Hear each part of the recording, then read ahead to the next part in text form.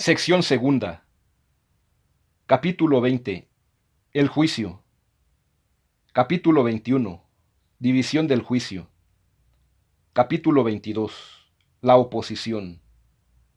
Capítulo 23. La conversión y la equivalencia. Capítulo 24. Los pensamientos no enunciativos. Capítulo 25.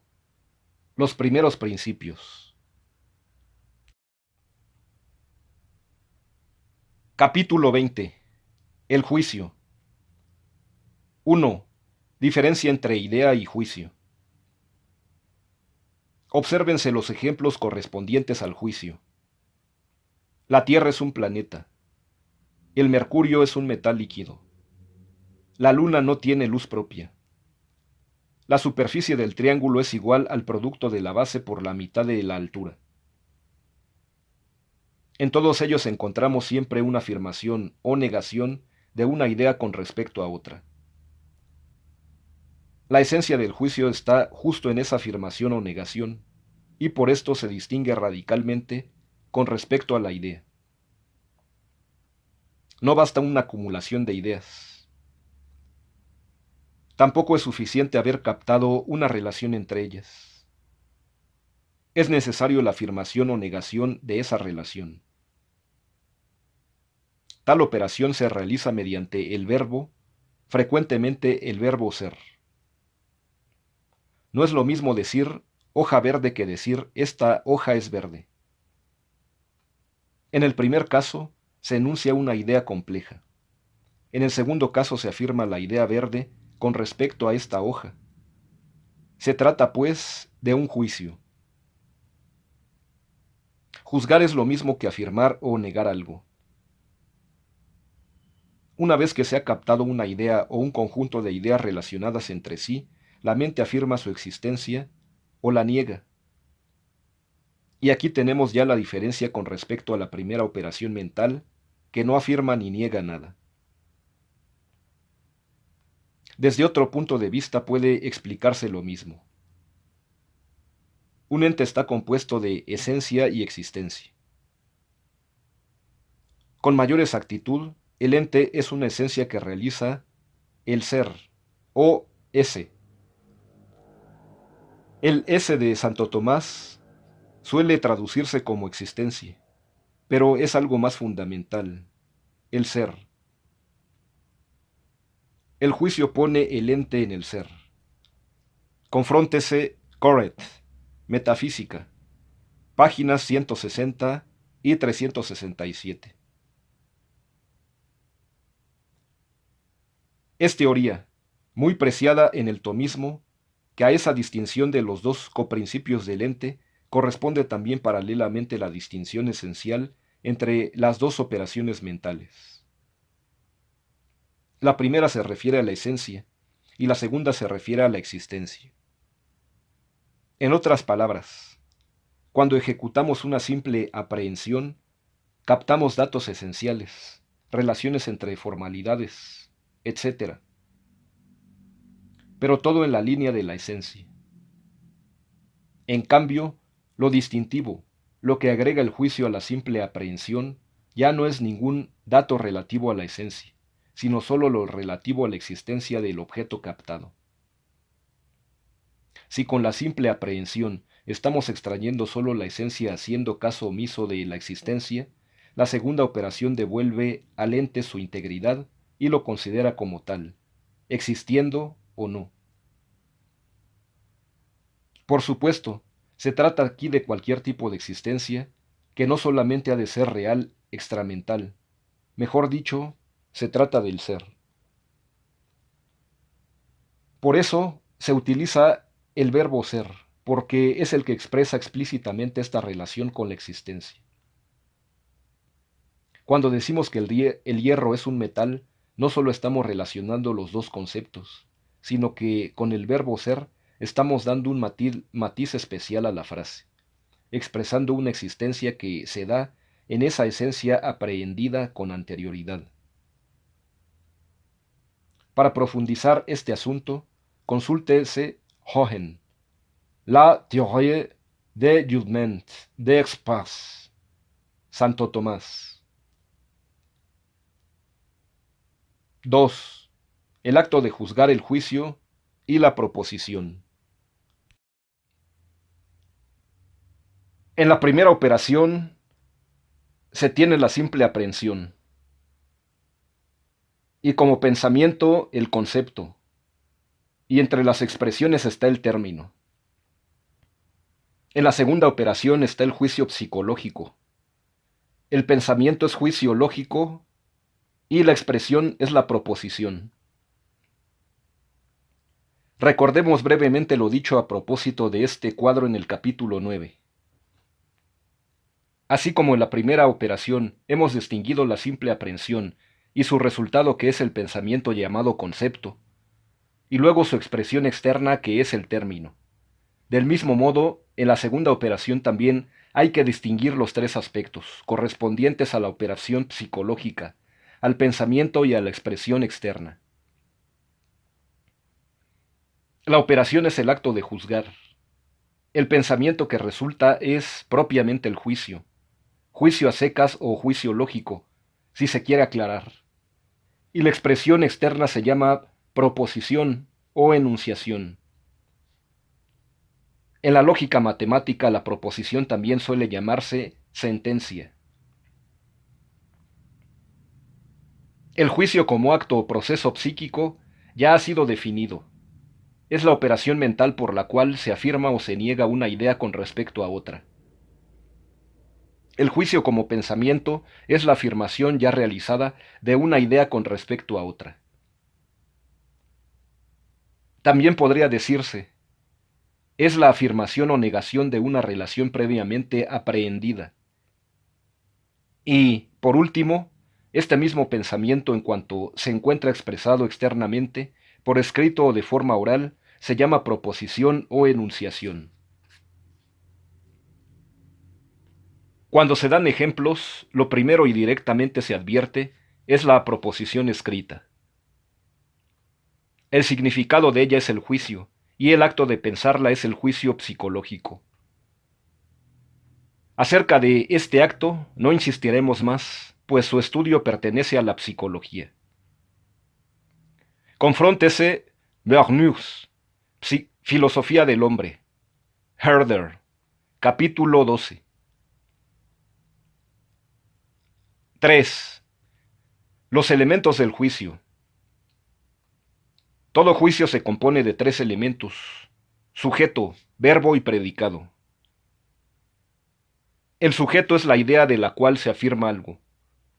El predicado es lo que se afirma o se niega. El verbo no solo une al sujeto con el predicado, sino que expresa la misma afirmación o negación, que es lo básico en el juicio. El verbo es, pues, el elemento más importante y difícilmente puede faltar en un juicio. Tomemos un ejemplo cualquiera. Napoleón es un general francés. El sujeto es Napoleón. El predicado es un general francés. Y el verbo es la cópula es. En algunos casos, no es necesario escribir los tres elementos cuando por el contexto se puede sobreentender alguno de ellos. En lógica se usa de preferencia el verbo ser, porque con él queda perfectamente clara la unión entre el sujeto y el predicado. En general, todos los juicios pueden reducirse a proposiciones con el verbo ser. A. Según Santo Tomás, el juicio compone o divide. El juicio afirmativo compone o sintetiza o une dos ideas. El juicio negativo las divide o separa. En efecto, siempre el juicio está relacionando ideas, pero lo básico está en el elemento existencial, puesto en la afirmación, como ya se ha visto. Es necesario aclarar que la relación entre sujeto y predicado no se capta propiamente en el juicio, sino desde antes, en la simple aprehensión. Recuérdese lo dicho acerca del nexo necesario al hablar de la naturaleza del concepto. Ese nexo es de tipo esencial y por tanto pertenece a la primera operación. En el juicio solo se afirma la existencia de dicho nexo. Por eso se puede decir que la fórmula del juicio es ita est. El ita representa la esencia captada, con el sujeto y predicado relacionados entre sí. El est representa el verbo, la afirmación, la existencia afirmada y puesta. Suárez piensa de modo diferente. Según él, primero se capta una esencia o concepto, enseguida otro concepto, y el juicio consistiría en ver su relación o nexo. Ya hemos criticado esto. En tanto pertenezca a la esencia, el nexo es captado en la primera operación. La segunda solo agrega el elemento de existencia, y con eso ya tenemos el ente captado en su integridad. B. Nótese el especial tipo de relación que existe entre el sujeto y el predicado. En realidad, no es indispensable que esa relación sea precisamente entre los dos conceptos y en el orden mental. La relación captada se efectúa en la realidad extramental, aun cuando los conceptos en sí no la realicen. Esto es importantísimo para poder discutir el punto de vista kantiano. Por ejemplo, si decimos que el fuego quema, naturalmente no afirmamos que la idea del fuego es la que quema, sino el fuego real.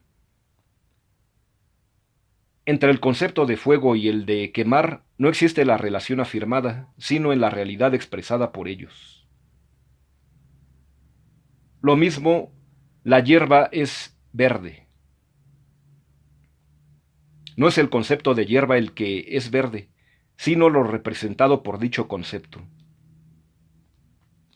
Esto significa que la unidad o la relación de sujeto y predicado tiene lugar no necesariamente en el plano conceptual, sino primariamente en el plano real. Afirmar la existencia de esa relación, no tanto en los conceptos, sino en la realidad, es la función del juicio. Sujeto y predicado se identifican.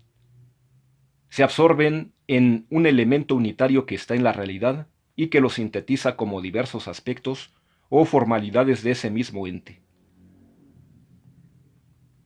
Esto es de capital importancia para comprender más adelante la distinción entre juicios analíticos y sintéticos. En realidad, tomando como punto de referencia la realidad primaria, todos los juicios afirmativos y verdaderos deben ser analíticos, en cuanto que expresan elementos que se encuentran en ese todo riquísimo de betas que es el ente real singular. Solo desde el punto de vista de la relación entre conceptos es como se puede llamar sintético a ese mismo juicio. Confróntese Bernoulli, Epistemología General, página 62. 4. La importancia del juicio. El juicio reviste una especial importancia dentro del conjunto de pensamientos, y principalmente por estos tres motivos. A. En primer lugar, el juicio es un pensamiento completo, con su propia autonomía. En cambio, la idea es solo un elemento, hecho como una célula que va a componer un organismo independiente. Nuestro modo ordinario de pensar con base en los juicios. B. Por otro lado, las ciencias están compuestas principalmente de juicios. Las leyes y los principios científicos son otros tantos juicios. Los axiomas, los postulados, teoremas y corolarios, en fin, las principales unidades del pensamiento científico son juicios. C. Y por último, la sede de la verdad es el juicio. Y es que por medio de la afirmación es como podemos conformarnos con la realidad o no. Las ideas, en cambio, en ese sentido no son ni verdaderas ni falsas, puesto que no afirman nada. Tienen solo una verdad incoada, preparatoria para la verdad formal propia del juicio. Se dice que la propiedad más importante del juicio consiste en que es la sede de la verdad.